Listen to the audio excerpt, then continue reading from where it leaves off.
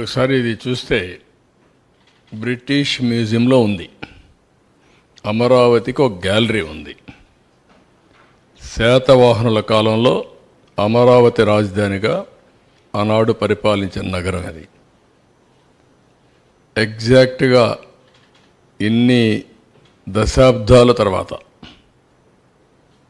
మళ్ళీ అమరావతి పేరు రావడం అది కోయిన్సిడెన్స్ కావచ్చు, కానీ ఓసారి చరిత్ర. దీంట్లో చాలా సెంటిమెంట్ కూడా ఉంది. రాష్ట్రం విభజన జరుగుతుందని ఎవరు ఊహించలేదు. మళ్ళీ ఇక్కడ రాజధాని పెడతామని ఊహించలేదు. మళ్ళీ శాతవాహనుల కాలం నాటి అమరావతి పేరు, నేను మొన్న కూడా చెప్పాను, నేను ఆ రాజధాని పేరు పెట్టాలనుకున్నప్పుడు రామోజీరావు గారు ఒక రీసెర్చ్ చేసి ఆయనకు ఈ రాష్ట్రం మీద ఉండే ప్రేమతో నాకు ఒక నోటు పంపించాడు. మీరు ఏ పేరంటే ఆ పేరు పెడతారేమో, మీరు ఆలోచించండి. ఇది ఒక చరిత్ర సృష్టించే నగరం కాబట్టి నేను కూడా పరిశోధన చేశాను. నాకుండే వనరులతో పరిశోధన చేసిన తర్వాత ఈ నగరానికి ఈ పేరు పెడితే చాలా బాగుంటుందని ఆయన ఒక సూచన చేశాడు. సూచన చేసిన తర్వాత నేను క్యాబినెట్లో 10 మందితో డిస్కస్ చేశాను. 10 మందికి 10 మంది యాక్సెప్ట్ చేశారు. దీన్ని బయట పెడితే 100 మందికి 100 మంది యాక్సెప్ట్ చేశారు. అంటే ఏమాత్రం కాంట్రవర్సీ లేకుండా యునానిమస్గా అమరావతి పేరుని యాక్సెప్ట్ చేయడం జరిగింది.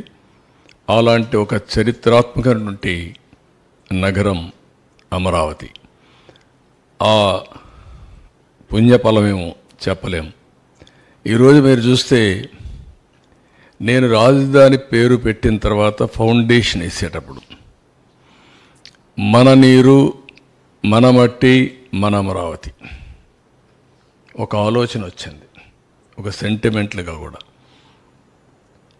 అన్ని గ్రామాల నుంచి, ప్రతి ఒక్క గ్రామంలో నుంచి ఆ గ్రామంలో ఉండే పవిత్రమైన మట్టిని, పవిత్రమైన నీళ్ళని, ఆ గ్రామాల్లో ఉండే దేవాలయాలు, అది హిందూ దేవాలయం కావచ్చు, మసీదు కావచ్చు, లేకపోతే చర్చ్ కావచ్చు, ఇంకొకటి కావచ్చు, ఏదైనా సరే అక్కడ పూజలు చేసి ఆ పూజల ఫలితంగా ఈ మట్టిని తీసుకొచ్చి అమరావతికి చేర్చారు పవిత్రమైన భావంతో. దేశంలో ఉండే అన్ని పవిత్ర దేవాలయాల్లో ఇలాంటి కార్యక్రమం చేపట్టాం. ప్రపంచంలో ఉండే మనుషులనే వ్యక్తులు ఎవరైనా సరే మనం నమ్మేది దేవుణ్ణి. దేవుడు ఏ రూపంలో అనుకోవచ్చు, కానీ ఏ దేవుడైనా కావచ్చు, కానీ ఏ మతస్థులైనా కావచ్చు, కానీ అల్టిమేట్గా మనం అందరం నమ్మేది దేవుణ్ణి. అలాంటి ప్రపంచంలో ఉండే అన్ని ప్రార్థనాలయాల్లో పవిత్రమైన మట్టిని, పవిత్రమైన నీరుని పూజలు చేసి తీసుకొచ్చారు. ఆ ఆశీస్సులు ఉన్నాయి. ఆ మహిమే కాపాడిందని నేను అనుకుంటున్నా. ఇంకొక పక్కన మీరు ఒకసారి చూస్తే ప్రధానమంత్రి పార్లమెంటు సాక్షిగా యమునా నీటిని, పార్లమెంటు యొక్క పవిత్రమైన మట్టిని తీసుకొచ్చి, ఈ పార్లమెంటు అంటే ఈ మట్టిని మీరు ఒక ఇది ఆయన చెప్తూ, పార్లమెంటు పూర్తిగా సహకారం ఉంటుంది అమరావతికి, చట్టాలను చేసి దేశానికే చట్టాలు నిర్మించే పార్లమెంటు కూడా మీకు అండగా ఉంటుందని ప్రధానమంత్రి గారు చెప్పడం, అదే మాదిరిగా ఆ తర్వాత జరిగిన కార్యక్రమాలను మీరు చూస్తే ఆయనే ఫౌండేషన్ వేయడం, ఇది ఒక చరిత్ర. ఇలాంటి ఇప్పుడు కూడా ప్రపంచంలో గల అన్ని పవిత్ర దేవాలయాలు తీసుకొచ్చాం. ఈ మట్టి కూడా ఇప్పటికి కూడా మీరు చూస్తే అదే మాదిరిగా చేశాం. మొన్న కూడా నేను ప్రార్థనలు చేసి వచ్చాను అక్కడనే.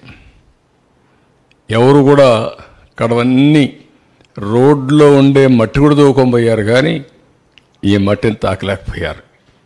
అదొక గొప్ప విశిష్టత, పవిత్రత. నెక్స్ట్, ఈరోజు చాలామంది అడుగుతూ ఉంటారు, వై అమరావతి అలోనని.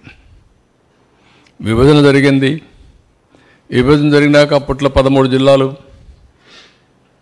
13 జిల్లాలను మీరు చూస్తే స్ట్రైట్గా ఏ పక్క గిర్రగీసిన ఈ పక్క మడకశిర లాస్ట్, ఈ పక్క ఇచ్చాపురం, ఇంకొక స్ట్రైట్గా కొద్దిగా ఇట్లా వస్తే కుప్పం. 550, 590, ఇక్కడ 594 కిలోమీటర్లు. ఎటు చూసినా సమదూరం ఉండే ఏకైక ప్రాంతం అమరావతి. ఎవరు బుద్ధి జ్ఞానం ఉండే ఏ వ్యక్తి అయినా సరే దీన్ని ఏమాత్రం కూడా డిఫర్ కారు మనిషి అనేవాడు. అదే మరిగా ఆ పక్క 12 పార్లమెంట్లు, ఈ పక్క 12 పార్లమెంట్లు, 13వ పార్లమెంట్ ఇక్కడ వస్తుంది. దీనికంటే సైంటిఫిక్ బేసిస్ మీకు ఏం కావాలి అమరావతి నిర్ణయించడానికి? దీనికి కులాలు కావాలన్నా, మతాలు కావాలన్నా, ప్రాంతాలు కావాలన్నా, లేదంటే రెచ్చగొట్టాలన్నా? అంటే ఎవరైనా సరే రాష్ట్రం యొక్క భవిష్యత్తును ఆకాంక్షించే ఎలాంటి వ్యక్తి అయినా సరే, అతను కరుడుగట్టిన ఉగ్రవాది అయినా సరే దీనికి ఒప్పుకొని తీరాలి. ఈ నియమనాలతో నాకు అర్థం కావడం లేదు. ఆఫ్టర్ బైఫర్కేషన్ మనకు రాజధాని లేదు. రికమెండేషన్స్ ఇచ్చిన కేసీ శివరామకృష్ణ ఇచ్చిన రికమెండేషన్లు కూడా చూసాం. అటు విశాఖపట్నం మొదలుకొని కర్నూలు వరకు అధ్యయనం చేశాడు. అధ్యయనం చేసిన తర్వాత ఎక్కువ మంది ఎక్కడ రాజధాని ఉండాలి అంటే విజయవాడ, గుంటూరు మధ్యలో ఉండాలని అందరూ చెప్పే పరిస్థితికి వచ్చారు. ఇంకొక పక్కన ఆంధ్రప్రదేశ్ అసెంబ్లీ పాస్ చేసాం, రెజల్యూషన్ పాస్ చేసాం 3/9/2014లో.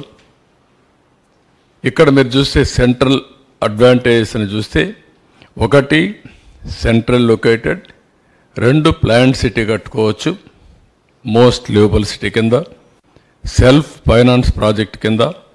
అంటే మనకు అప్పటికే ఆదాయం లేదు, కొత్త రాష్ట్రం, 15,000 కోట్ల రూపాయలు ఆర్థిక లోటు ఉంది. ఇవన్నీ ఆలోచించిన తర్వాత ఏ విధంగా కట్టగలుగుతామని అనేక సార్లు ఆలోచించినప్పుడు దీన్ని అంత మునుపుండే హైదరాబాద్ నాకు ఒక అనుభవం ఉంది. హైదరాబాద్లో ఒక సిటీ నిర్మాణం చేశాం.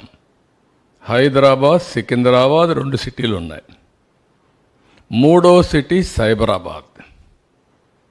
హైదరాబాద్ ఎప్పుడో నిజాం నిర్మాణం చేశాడు. తర్వాత సికింద్రాబాద్ అభివృద్ధి అయింది బ్రిటిష్ వాళ్ళ పీరియడ్లో, ఆ డిఫెన్స్ అవన్నీ వచ్చి.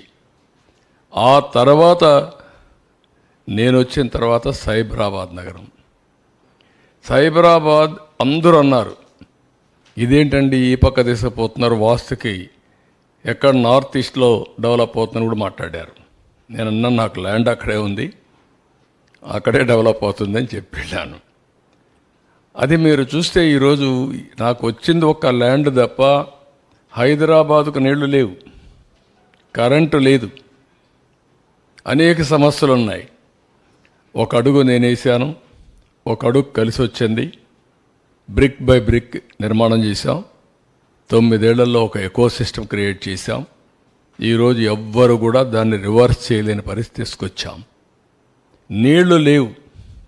నేను వరల్డ్ బ్యాంక్ని అడిగితే, డబ్బులు ఇమ్మని అడిగితే 20 లీటర్లు దగ్గర 20 రూపాయలు చేస్తే మేము నీళ్ళు ఇస్తామని పెట్టే పరిస్థితులు. మీరు కానీ కన్జ్యూమర్కు టారిఫ్ వేస్తే, మీరు అండర్స్టాండింగ్ ఇస్తే మేము నీళ్ళు ఇస్తామంటే అది ఇస్తే నా పని అయిపోతుందని నేను ఒక వినూత్నంగా ఆలోచించి కృష్ణా నుంచి రోడ్డు పక్కన పైప్ లైన్ వేయాలని నిర్ణయం చేశాను.